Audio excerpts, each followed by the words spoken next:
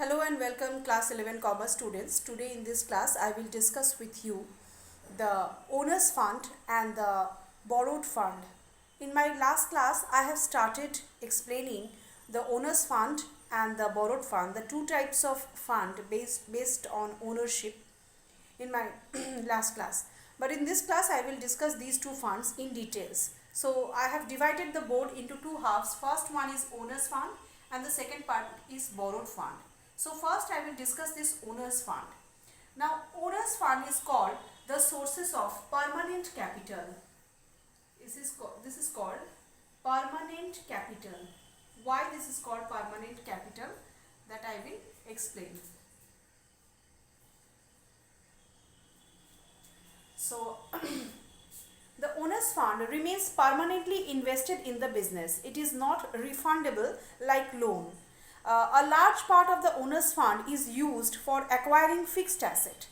So this is used for acquiring fixed assets. Few points you should remember about owner's fund so that you can get a clear concept about what type of fund this is. So it is used for acquiring fixed asset. This type of finance is available for all purposes throughout the life of the business. This is required throughout the life of the business. And it is also called the provision for risk capital. Why it is called so? The owner's fund is also known as the risk capital of the business, as the return on its capital depends upon the rate of earning of the company. In case company is incurring loss, then it is not compulsory to pay any return to the owners. If loss continues, owners may unable to recover even their original investment. In times of prosperity, that is in boom period, high level of return is given to the owner's fund. The return on the owner's fund varies with the profit earning of the company. That is why it is called risky capital. If profit is more, then company can return the investment also, and may not be the investment but huge return may be acquired as a dividend.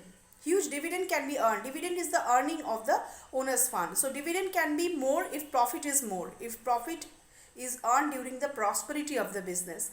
But if there is loss in the business continuously, if the company is incurring loss, in that case repayment is almost impossible in case of this capital, this owner's fund.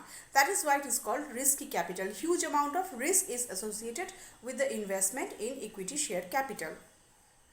So but one advantage is that no security is required. No security is required for any kind of offering against the ownership capital.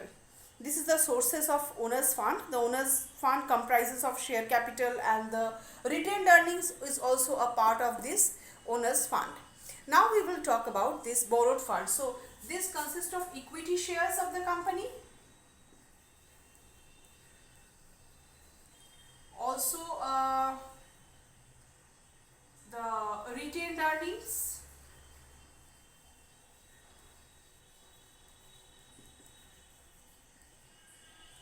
and profit is earned.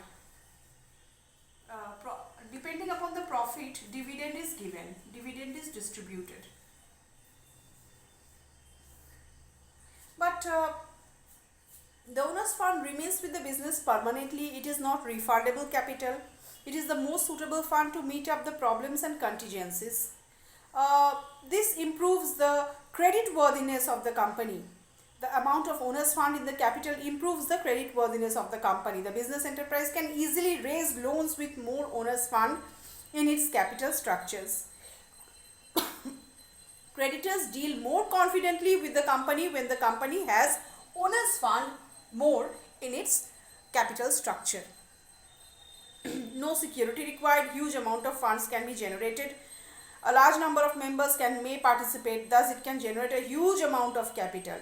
And one thing is that the one who is investing in this owner's capital has the right to control, right of any kind of decision, has the voting right also. Owner's fund has this much, owner's fund investors has this much control in the company. They have control over the decision making, they have control over the voting rights, everything of the company, they have the right.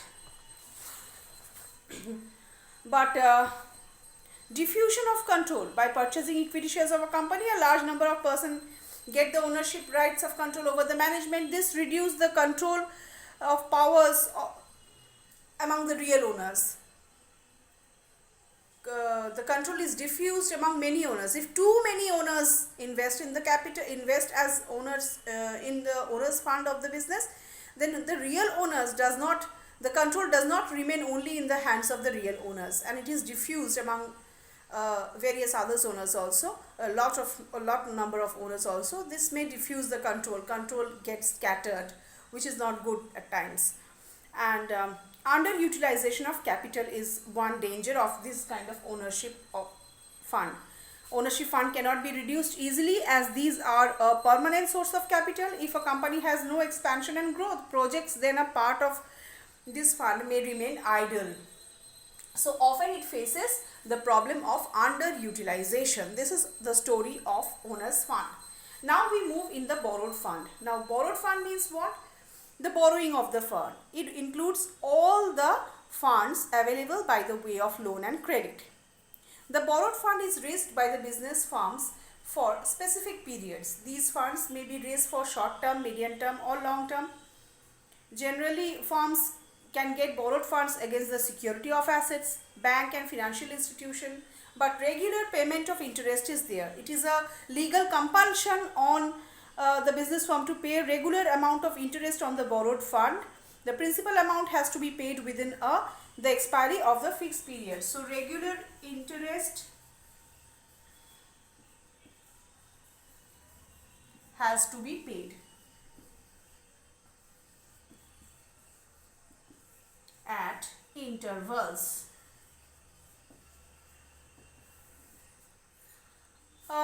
The borrowed fund security holders do not have a control right to control and management in the managerial activities of the business. They have the right to sue the firm in case there any default of the payment of interest is there. They can sue the company, but they don't have any managerial right over the activities of the business. They don't have any right to take the decisions, right to make the decisions of the company. They don't have voting rights even.